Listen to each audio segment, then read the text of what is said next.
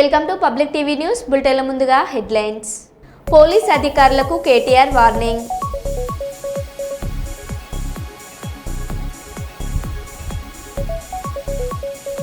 బనకచెర్లపై అఖిలపక్ష భేటీ నుంచి BRS walkout.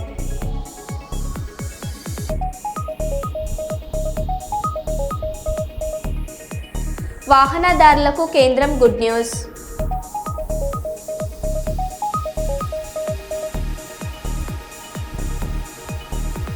Traffic రూల్స్ను పాటించండి, తమ విలువైన ప్రాణాలను కాపాడుకోండి అని రామగుండం ట్రాఫిక్ ఏసీపీ విజ్ఞప్తి.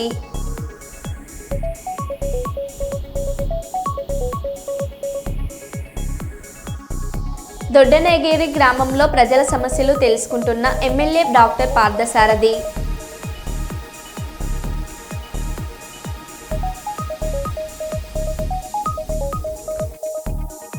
శ్రీ భద్రకాళి అమ్మవారికి బంగారు బోనం సమర్పించనున్న మంత్రి కొండ సురేఖ.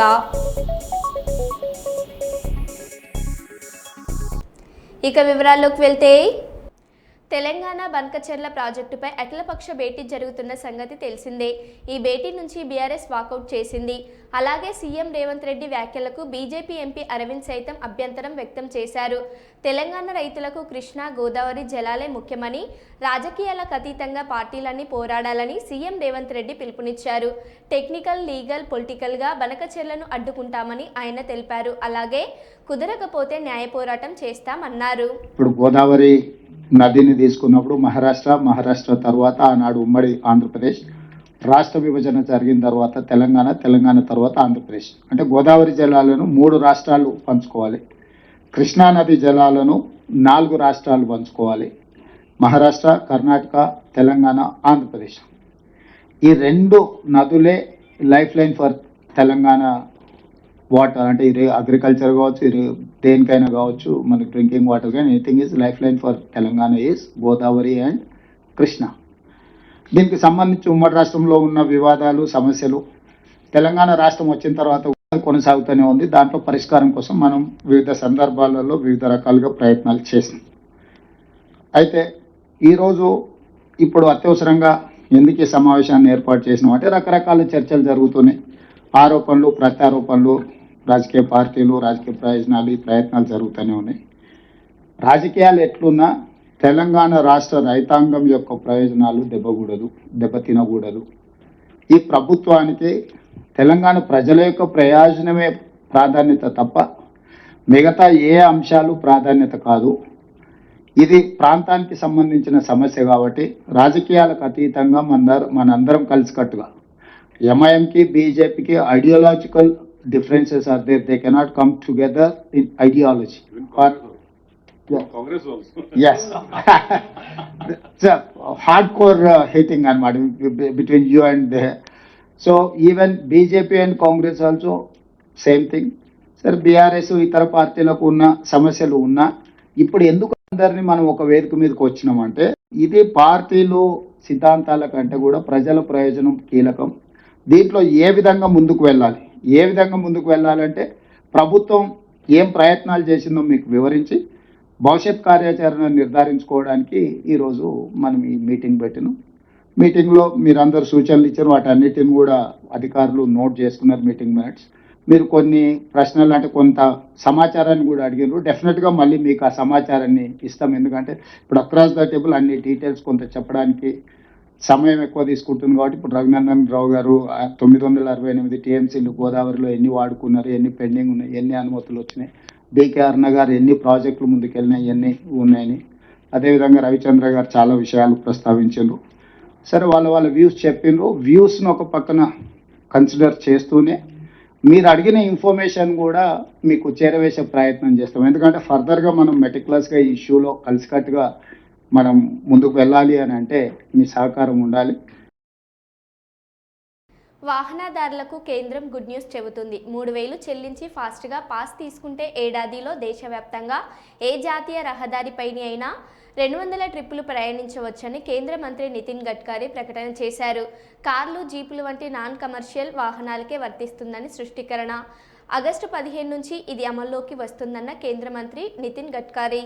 सरकार ने जो निर्णय किया है वो बहुत बड़े प्रमाण पर जनता को राहत देने वाला है, जिसमें 3,000 रुपये में जो पास है साल भर का, उसकी अगर टोल पे किया जाएगा तो उसकी कीमत कम से कम 10,000 से ज़्यादा रुपए का टोल देना पड़ता था, वो केवल 3,000 रुपये में होगा। और ये जो वैलिडिटी है 1 साल में 200 ट्रिप वो क्रॉस कर सकते हैं।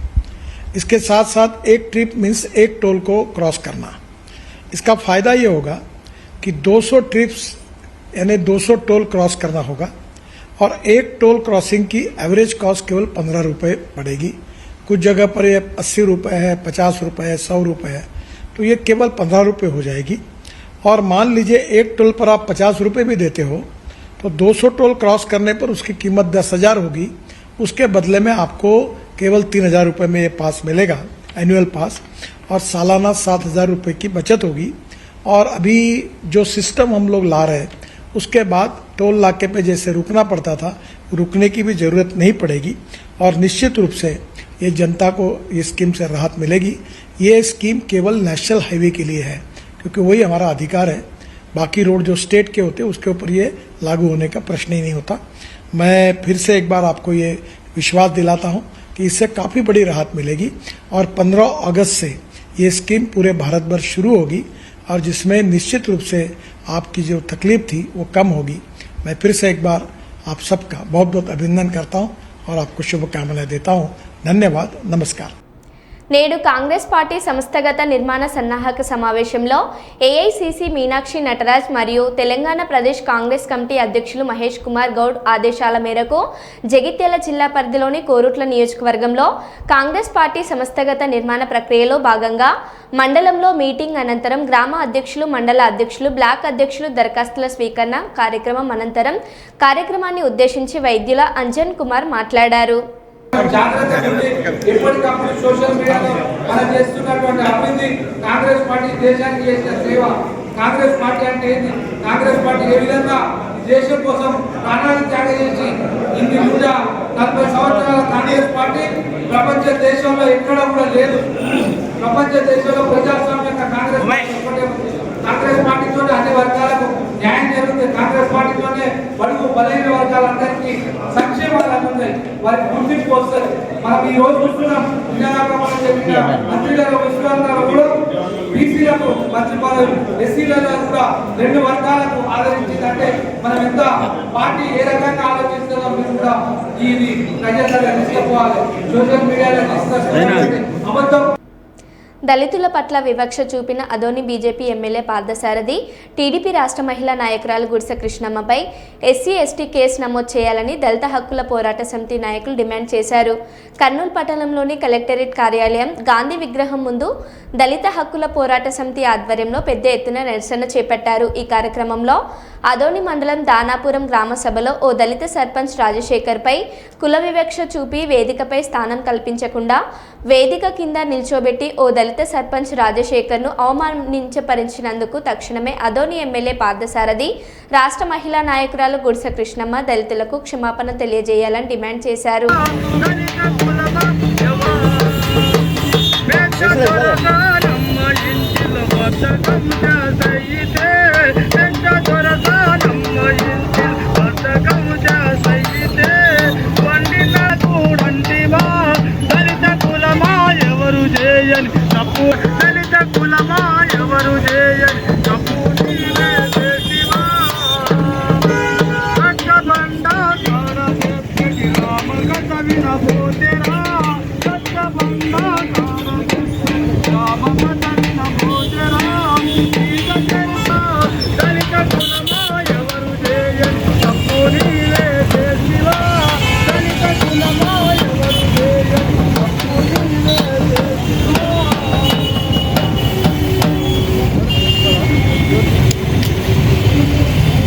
పోరాట సమితి నమోదు చేయాలి. ఎమ్మెల్యే పార్థసారథి పైన ఎస్సీ ఎస్టీ కేసును వెంటనే నమోదు చేయాలి. ఎమ్మెల్యే పార్థసారథి పైన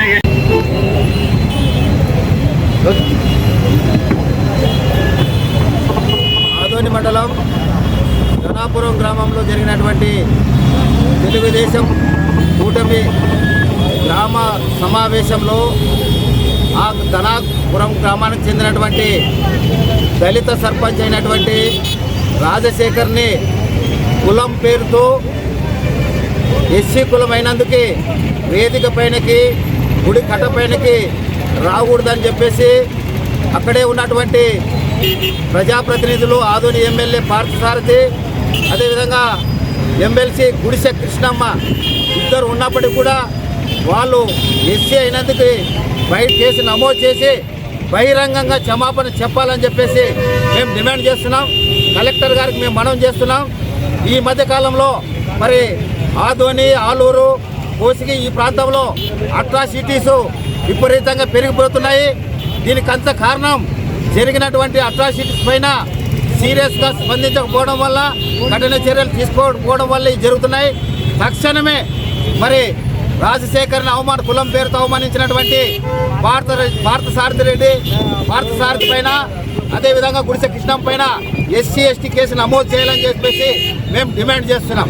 ఎస్ మునప్ప, సిపిఐ జిల్లా సహ కార్యదర్శి, కర్నూలు. ఈరోజు మొన్న సోమవారం జరిగినటువంటి దానాపురం ఆదోని మండలం దానాపురం గ్రామంలో మరి సంవత్సరం తెలుగుదేశం పార్టీ అధికారంలోకి వచ్చి ఎన్డీఏ ప్రభుత్వం అధికారంలోకి వచ్చి సంవత్సరం పూర్తయిన సందర్భంగా మరి దానాపురం గ్రామంలో వీధుల గుండా వెళ్తూ అట్లాగే సమావేశం ఏర్పరిచిన సందర్భంగా మరి ఆ రోజు మరి ఆదోని ఎమ్మెల్యే అయినటువంటి పార్థసారథి గారు అట్లాగే రాష్ట్ర మహిళా నాయకురాలైనటువంటి గుడిసె కృష్ణమ్మ గారు ఆ సమావేశంలో పాల్గొన్నారు. మరి ఆ సమావేశంలో మన గ్రామ సర్పంచ్ అయినటువంటి రాజశేఖర్ని మరి ఎక్కడైనా కానీ గ్రామంలో మరి మెజార్టీగా ఎవరైతే ప్రజలు ఎన్నుకోబడ్డటువంటి రాజ్యాంగం ద్వారా ఎన్నుకోబడ్డటువంటి సర్పంచ్ని ముందుగా ప్రాధాన్యత పిలిచి స్టేజ్ మీదకి పిలిచే క్రమంలో మరి ఎస్సీ అనే ఒక సాగు చూపి అతన్ని స్టేజ్ మీదకి కూడా రాకుండా వాళ్ళ కాళ్ళ దగ్గర నిలబెట్టారు. ఇది ఎంతవరకు సమంజసమని కూడా ఈ సందర్భంగా ప్రశ్నిస్తూ ఉన్నాం. మరి కేంద్రంలో ఉన్నటువంటి బీజేపీ ప్రభుత్వం అయితేనేమి, మరి రాష్ట్రంలో ఈ మధ్యలో సంవత్సరం పూర్తయిన ఎన్డీఏ ప్రభుత్వం అయితేనేమి, మరి దళితులు గిరిజనులు మైనార్టీల పైన మరి దాడులు చేయడమే కాకుండా వారిని కుల వివక్షతతో వాళ్ళని అంటరాని వాళ్ళుగా స్వాతంత్రం వచ్చి 75 సంవత్సరాలు పూర్తయినా కానీ ఇంకా వారిని అంటరాని వాళ్ళుగా చూస్తూ ఉన్నారు. ఇది కరెక్ట్ కాదని కూడా ఈ సందర్భంగా మేము ప్రశ్నిస్తూ ఉన్నాం. ఇప్పటికైనా కానీ కేంద్ర రాష్ట్ర ప్రభుత్వాలు తక్షణమే ఎస్సీ ఎస్టీల పైన ఇలాంటి వివక్షత జరిగిన వెంటనే చర్యలు తీసుకోవాలని కూడా ఈ సందర్భంగా డిమాండ్ చేస్తూ ఉన్నాం. చర్యలు తీసుకొని పక్షంలో భవిష్యత్తులో అన్ని ప్రజా సంఘాలు రాజకీయ పార్టీలు కలుపుకొని ఉద్యమం నిర్వహిస్తామని కూడా ఈ సందర్భంగా హెచ్చరిస్తూ ఉన్నాం. సీఎంఐఎస్ దళిత హక్కుల పోరాట సమితి జిల్లా కార్యదర్శి, కర్నూలు. ప్రజాసేవకు సై, కార్పొరేట్ వ్యవస్థకు నై. కిసాన్ పరివార్ లిమిటెడ్ సీఈఓగా డాక్టర్ వివేక్ రాజీనామా చేస్తున్నట్టు డాక్టర్ వివేక్ మీడియా ముఖంగా వెల్లడించారు. మైబాద్ జిల్లా కేంద్రంలో నెహ్రూ సెంటర్లో నిర్వహించిన మీడియా సమావేశంలో డాక్టర్ వివేక్ ఉద్వేగభరితమైన మాటలు మాట్లాడారు. ప్రజాసేవలో భాగంగా డాక్టర్ వివేక్ చూసే సంస్థ కిసాన్ పరివార్ లిమిటెడ్ సీఈఓగా రాజీనామా చేస్తున్నట్టుగా సంచలన వ్యాఖ్యలు వెల్లడించారు. ఇకపై డిఎస్ఎఫ్ఐ విద్యార్థి సంఘంను సంస్థాగతంగా దేశవ్యాప్తంగా బలోపేతం చేయడానికి భవిష్యత్తులో సమరశీల పోరాటాలు నిర్వహించడానికి సంసిద్ధమయ్యానని, విద్యారంగ ప్రజా సమస్యల పరిష్కారమే లక్ష్యంగా మిలిటెంట్ పోరాటాలు నిర్వహిస్తున్నట్టు తెలిపారు. ప్రజల వద్దకే ఉంటా. ఇంకా ఏమైనా డౌట్ వస్తే ఈ కేవలం నేను కిసాన్ పరివార్ లిమిటెడ్గా ఏవైతే పదవులలో ఉన్నానో వాటికి రాజీనామా చేస్తాను. కానీ మళ్ళొక్క డౌట్ రావచ్చు, మీకు నాకు భూపాల్ నాయక్కి ఏమైనా సంబంధాలు చెడిపోయినావని. మా స్నేహబంధం ఎల్లప్పుడూ అలాగే ఉంటుంది. మా కేవలం ఏదైతే సంస్థలో నేను ఒక పదవి పెట్టుకొని ప్రజాసేవ నాకు ఆటంకం కలుగుతూ ఉంది కాబట్టి ఆ సంస్థ నుంచి మాత్రమే బయటికి వస్తూ ఉన్నా. నేను నా ఫ్యామిలీ ఆయన ఫ్యామిలీకి ఉన్నటువంటి బంధాలు అలాగే ఉంటాయి. అదేవిధంగా భూపాల్ నానావత్కి నాకు ఉన్న స్నేహబంధం అప్పటి వరకు పోతూనే ఉంటుంది. గత సంవత్సర కాలంగా ఒంటరిగానే పోరాటం చేస్తూ ఉన్నా. ఎవరికి ప్రతినిధిగా లేను, ఏ సంస్థకి ప్రతినిధిగా లేను. ఇక ముందు చేసే పోరాటాలు కూడా ఒంటరిగానే చేస్తా. డిఎస్ఎఫ్ఐ ఆధ్వర్యంలో ఈ యొక్క సంస్థనే ముందుకు తీసుకుపోయి పరిపూర్ణంగా డిఎస్ఎఫ్ఐ దేశవ్యాప్తంగా ఏ విధంగా ముందుకు తీసుకుపోవాలనే కార్యాచరణతో ముందుకు పోతాం తప్ప ఒక సంస్థలకు కానివ్వండి, ఒక వ్యక్తులకి కానివ్వండి, ఏ పార్టీలకి కానివ్వండి, ప్రింట్ మీడియా, ఎలక్ట్రానిక్ మీడియా, అదేవిధంగా వివిధ ప్రదేశాల నుంచి వచ్చినటువంటి నా శ్రేయోభిలాషులందరికీ కూడా పేరు పేరున నమస్కారం తెలియజేసుకుంటా ఉన్నా. ఈవేళ అతి ముఖ్యంగా నేను 2 రోజుల కిందటే జూన్ 12వ తారీఖునే ఇక్కడ రావడం జరిగింది. మరలా ఈవేళ ఈ అత్యవసర ప్రెస్ మీట్ పెట్టడానికి గల చాలా ముఖ్య కారణం ఉంది. ఎంత ముఖ్య కారణం అంటే అనేక సందర్భాలలో ఈ క్వశ్చన్ పదే పదే రేజ్ అవుతూ ఉంది. అండ్ నేను వచ్చిన రీజన్ ఏంటంటే మొన్న నా బర్త్డే సెలబ్రేషన్స్కి ఒక చిన్న కేసు ఏదో బుక్ చేసినారు. ఆ కేసు పక్షాన నేను 41A CRPC తీసుకోవడానికి రావడం జరిగింది. సరే, కేసులు పెడతా ఉంటారు, మేము ముందుకు పోతూ ఉంటాం. కేసులేమి 25 సంవత్సరాల నా సుదీర్ఘ పోరాట ప్రయాణంలో కేసులు నాకు కొత్త కాదు, పోలీస్ స్టేషన్లు కొత్త కాదు, కోర్టులు కొత్త కాదు, మంత్రులు కొత్త కాదు, ముఖ్యమంత్రులు కొత్త కాదు, కేంద్ర మంత్రులు ఎన్నో చూసినాం. ఇట్లాంటివి మేము కేసులు పెట్టడానికి గల పోలీస్ వాళ్ళ పైన పూర్తిగా మాకు నమ్మకం. ఈ పర్టికులర్ రీజన్కి కేసు పెట్టినామని ఉంటే మాత్రం మహబూబాబాద్ జిల్లాకు నేను ఆరంభం నుంచి ఎప్పటి నుంచి స్టార్ట్ అయినాను అంటే వరద ఎప్పుడైతే వచ్చిందో మహబూబాబాద్ నుంచి, ఆ రోజు నుంచి నేను మహబూబాబాద్కి రావడం మొదలుపెట్టిన. ఏమైనా కేసు పెట్టాలి అనుకుంటే మహబూబాబాద్ వరద ప్రాంతాలలో అనేక మంది కొట్టుమిట్టాడుతున్నప్పుడు దాదాపు 22 లక్షల రూపాయలు ఖర్చు పెట్టినందుకు కేసులు పెట్టినారా, లేకపోతే వావిలాల గ్రామంలో ఒక పేద కుటుంబం, ఒక పేద మహిళ, ఆమె మొత్తం ఇల్లు కోల్పోయి ఆమె బాత్రూంలో ఉండి, ఆమె 2 రోజులు బాత్రూంలోనే ఉంటే నేను పోయి ఆమెను బయటికి తీసుకొని వచ్చి ఆమెను ఒక షెడ్ వేసి అక్కడ ఆమెకు ఒక నివాసం కల్పించినందుకు కేసు పెట్టినారా? అదే రావిలాల గ్రామంలో నేను పోయి ఒక ఆటో మొత్తం కొట్టుకుపోయినట్లయితే, శ్రీనివాస్ అనుకుంటా అతని పేరు, ఆటో మొత్తం కొట్టుకుపోయితే అతని జీవనోపాధి పోయిందని చెప్పి మరలా కొత్త ఆటో కొనుక్కోవడానికి నేను సాయం చేసినందుకు కేసు పెడతా ఉన్నారా? అదేవిధంగా దుబ్బాతాండలో అనేక మంది ఇల్లులు పోయినాయి. ఆ ఇల్లులలో నేను నుంచొని మీ పెద్దన్నగా ఉన్నందుకు నా పైన కేసులు పెడతా ఉన్నారా? అదేవిధంగా మర్రిపేట స్కూల్లో పిల్లలు ఫ్యాన్లు లేక అలమటించిపోతూ ఉంటే 35-34 ఫ్యాన్లు ఇచ్చినందుకు నా పైన కేసు పెడతా ఉన్నారా? అదేవిధంగా గార్ల బయ్యారంలో మేము ఫ్యాన్లు ఇచ్చినాం, దానికని కేసులు పెడతా ఉన్నారా?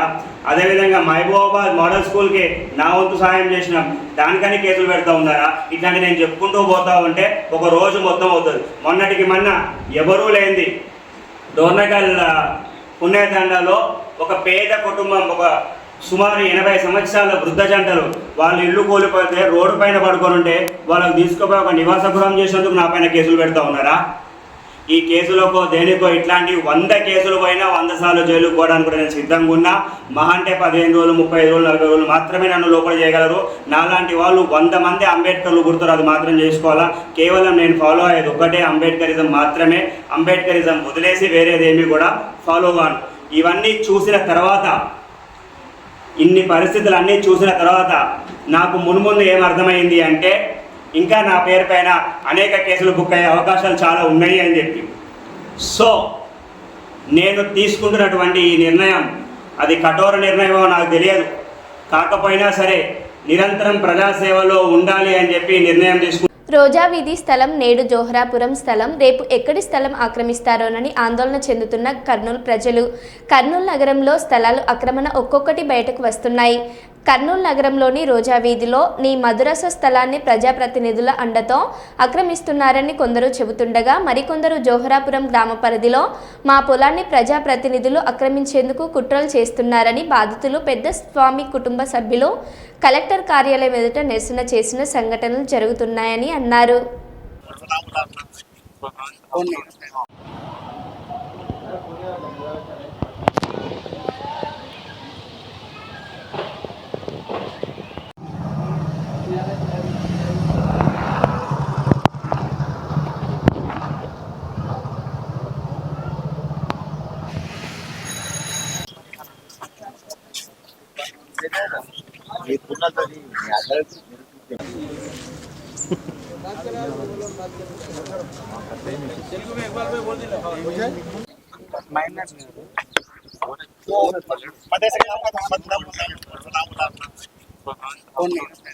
లచ్చలు పోసుకున్నా మేము రూపాయి పోసుకున్నాం అనుకుంటున్నా ఏమన్నా నీ ఇంట్లో వచ్చి నీటి కాడ వచ్చి కూర్చుంటే అట్టే మాట్లాడాలా?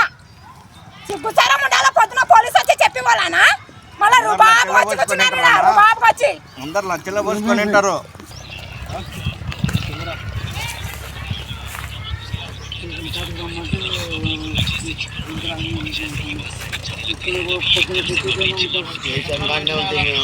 స్టేషన్ కాడ నుంచి మేము ఇజ్రాయెల్లో గుండెపోటుతో తెలంగాణ వాసి మృతి. జగిత్యాల నుండి ఇజ్రాయెల్కు వలస వెళ్లిన రెవెల్ల రవీందర్ అనే వ్యక్తి అక్కడే గుండెపోటుతో మృతి చెందారు. ఇరాన్ ఇజ్రాయెల్ యుద్ధం కారణంగా అతని మృతదేహాన్ని స్వదేశానికి తీసుకురావడానికి ఇబ్బంది పడుతున్న కుటుంబ సభ్యులు. దీంతో ప్రభుత్వాన్ని సాయం కోసం విజ్ఞప్తి చేస్తున్న కుటుంబ సభ్యులు.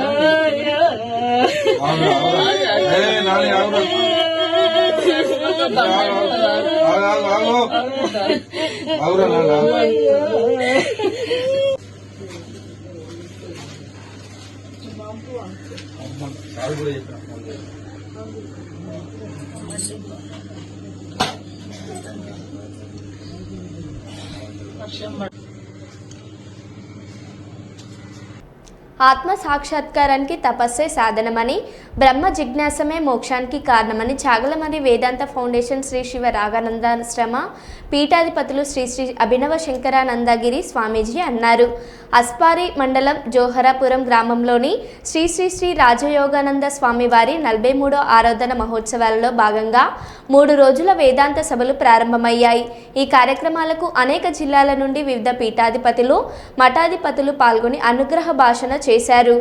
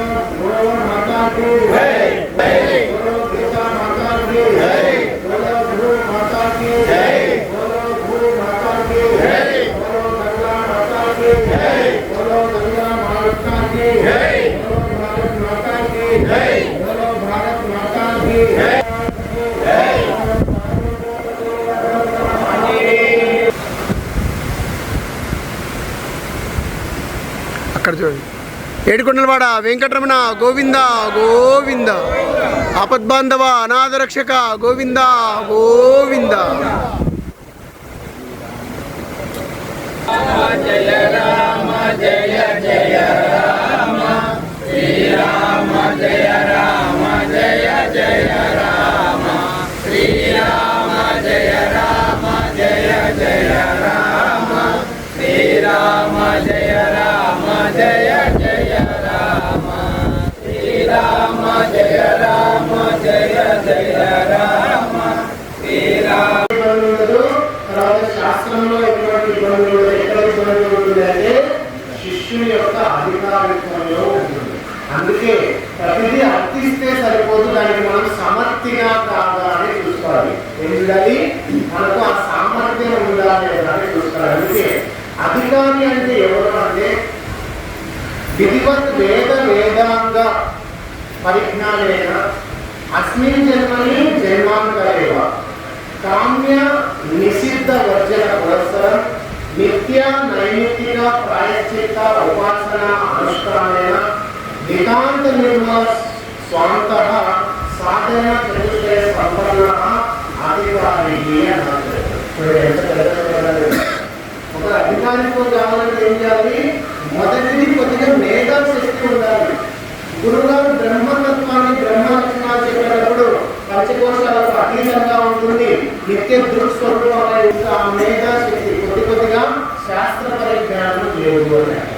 మొదటి ఉండాలి అంతటితో శాస్త్ర పరిజ్ఞానము ఉండాలి. చెప్పేది అర్థం చేసుకునేటువంటి మేధాశక్తి మనలో ఉండాలి. తర్వాత కామ్య నిషిద్ధ కర్మ వర్జనం. కామ్య కర్మలు నిషిద్ధ కర్మలు వీలైనంతగా తగ్గించుకోవడానికి ప్రయత్నం చేయాలి. నిషిద్ధ కర్మలు ఎన్నో ఉన్నాయి. ధూమపానం కావచ్చు, మద్యపానం కావచ్చు, లేకుంటే ఇంకా శాస్త్ర నింద కావచ్చు, ఇలా ఎన్నో నిషిద్ధ కర్మలు ఉన్నాయి. దైవ నింద కావచ్చు. ఇలాంటి కర్మలు మనము చేయకుండా ఉండాలి. తర్వాత కామ్య కర్మలు తగ్గించుకోవాలి.